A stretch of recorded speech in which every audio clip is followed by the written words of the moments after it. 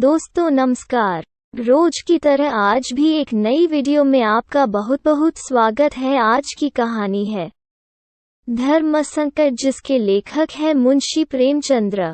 तो आइए देखते हैं। पुरुषों और स्त्रियों में बड़ा अंतर है।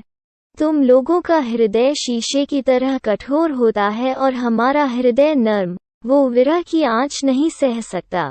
शीशा ठेस लगते ही टूट जाता है। नर्म वस्तुओं में लचक होती है। चलो बातें न बनाओ। दिन भर तुम्हारी राह देखूं, रात भर घड़ी की सुइयां, तब कहीं आपके दर्शन होते हैं। मैं तो सदैव तुम्हें अपने हृदय मंदिर में छिपाए रखता हूँ। ठीक बतलाओ, कब आओगे? 11 बजे। परंतु पिछला दरवाजा खुला रखना, उसे मेरे नयन समझो। अच्छा, तो अब विदा। 2 पंडित कैलाशनाथ लखनऊ के प्रतिष्ठित बैरिस्टरों में से थे, कई सभाओं के मंत्री, कई समितियों के सभापति। पत्रों में अच्छे अच्छे लेख लिखते, प्लेटफॉर्म पर सारगर्भित व्याख्यान देते। पहले पहले जब वो यूरोप से लौटे थे तो यह उत्साह अपनी पूरी उमंग पर था, परंतु ज्यों-ज्यों बैरिस्टरी चमकने लगी, इस उत्साह में कमी आने लगी। और यह ठीक भी था, क्योंकि अब बेकार न थे जो बेगार करते। हाँ, क्रिकेट का शौक अब ज्यों का त्यों बना था। वो कैसर क्लब के संस्थापक और क्रिकेट के प्रसिद्ध खिलाड़ी थे। यदि मी कैलाश को क्रिकेट की धुन थी, तो उनकी बहन कामिनी को टेनिस का शौक था। इन्हें नित नवीन आमोद प्रमोद की चाह रहती थी। शहर में कहीं नाटक हो, कोई थिएटर आए, कोई सर्कस, कोई बाइस्कोप हो, कामिनी उनमें न सम्मिलित हो, यह असंभव बात थी। मनोविनोद की कोई सामग्री उसके लिए उतनी ही आवश्यक थी जितना वायु और प्रकाश। मी कैलाश पश्चिमी सभ्यता के प्रवाह में बहने वाले अपने अन्य सहयोगियों की भांति हिंदू जाति, हिंदू सभ्यता, हिंदी भाषा और हिंदुस्तान के कट्टर विरोधी थे। हिंदू सभ्यता उन्हें दोषपूर्ण दिखाई देती थी। अपने इन विचारों को वे अपने ही तक परिमित न रखते थे, बल्कि बड़ी ही ओजस्विनी भाषा में इन विषयों पर लिखते और बोलते थे। हिंदू सभ्यता के विवेकी भक्त उनके इन विवेक शून्य विचारों पर हंसते थे। परंतु उपहास और विरोध तो सुधारक के पुरस्कार हैं। मी कैलाश उनकी कुछ परवाह न करते थे। वे कोरे वाक्य वीर ही न थे, कर्मवीर भी पूरे थे। कामिनी की स्वतंत्रता उनके विचारों का प्रत्यक्ष स्वरूप थी। सौभाग्यवश कामिनी के पति गोपाल नारायण भी इन्हीं विचारों में रंगे हुए थे। वे साल भर से अमेरिका में विद्याध्ययन करते थे। कामिनी भाई और पति के उपदेशों से पूरा लाभ उठाने में कमी न करती थी। 3 लखनऊ में अल्फ्रेड थिएटर कंपनी आई हुई थी। शहर में जहां देखिए उसी तमाशे की चर्चा थी।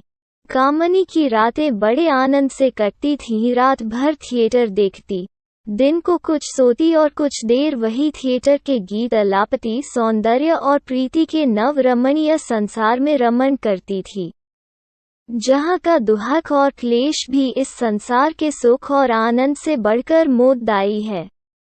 यहाँ तक कि 3 महीने बीत गए। प्रणय की नित्य नई मनोहर शिक्षा और प्रेम के आनंदमय आलाप विलाप का हृदय पर कुछ न कुछ असर होना चाहिए था। सो भी इस चढ़ती जवानी में वो असर हुआ।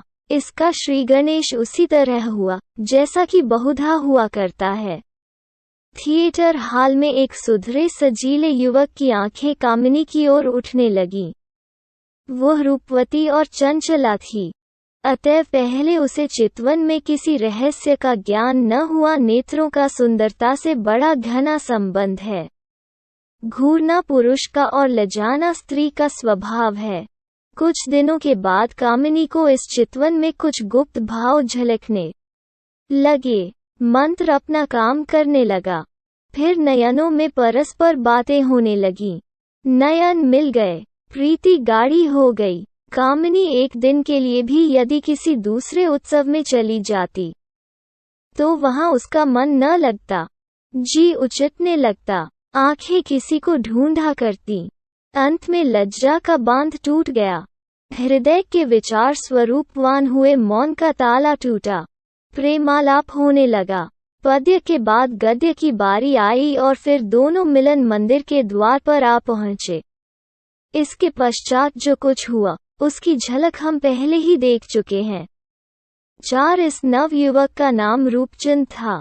पंजाब का रहने वाला, संस्कृत का शास्त्री, हिंदी साहित्य का पूर्ण पंडित, अंग्रेजी का MA, लखनऊ की एक बड़ी लोहे के कारखाने का मैनेजर था। घर में रूपवती स्त्री, 2 प्यारे बच्चे थे। अपने साथियों में सदाचरण के लिए प्रसिद्ध था। न जवानी की उमंग न स्वभाव का छिछोरापन। घर गृहस्थी में जकड़ा हुआ था। मालूम नहीं वो कौन सा आकर्षण था जिसने उसे इस तिलिस्म में फंसा लिया, जहाँ की भूमि अग्नि और आकाश ज्वाला है, जहाँ घृणा और पाप है। और अभागी कामिनी को क्या कहा जाए, जिसकी प्रीति की बाढ़ ने धीरता और विवेक का बांध तोड़कर अपनी तरल तरंग में नीति और मर्यादा की टूटी फूटी झोपड़ी को डुबा दिया। यह पूर्व जन्म के संस्कार थे। रात के 10 बज गए थे। कामिनी लैंप के सामने बैठी हुई चिट्ठियां लिख रही थी। पहला पत्र रूपचंद के नाम था, कैलाश भवन, लखनऊ प्राणाधार। तुम्हारे पत्र को पढ़कर प्राण निकल गए। उफ, अभी 1 महीना लगेगा। इतने दिनों में कदाचित तुम्हें यहाँ मेरी राख भी न मिलेगी। तुमसे अपने दुहक क्या रोऊं। बनावट के दोषारोपण से डरती हूँ। जो कुछ बीत रही है वो मैं ही जानती हूँ, लेकिन बिना विरह कथा सुनाए दिल की जलन कैसे जाएगी? ये आग कैसे ठंडी होगी? अब मुझे मालूम हुआ कि यदि प्रेम में दहकती हुई आग है तो वियोग उसके लिए घृत है। थिएटर अब भी जाती हूँ, पर विनोद के लिए नहीं, रोने और बिसूरने के लिए। रोने में ही चित्त को कुछ शांति मिलती है। आंसू उमड़े चले आते हैं। मेरा जीवन शुष्क और नीरस हो गया है। न किसी से मिलने को जी चाहता है, न आमोद प्रमोद में मन लगता है। परसों डॉक्टर केलकर का व्याख्यान था। भाई साहब ने बहुत आग्रह किया, पर मैं न जा सकी। प्यारे, मौत से पहले मत मारो। आनंद के गिने गिनाए क्षणों में वियोग का दुहक मत दो। आओ, यथासाध्य शीघ्र आओ और गले लगकर मेरे हृदय का ताप बुझाओ, अन्यथा आश्चर्य नहीं कि विरह का यह अथाह सागर मुझे निगल जाए। तुम्हारी कामिनी। इसके बाद कामिनी ने दूसरा पत्र पति को लिखा।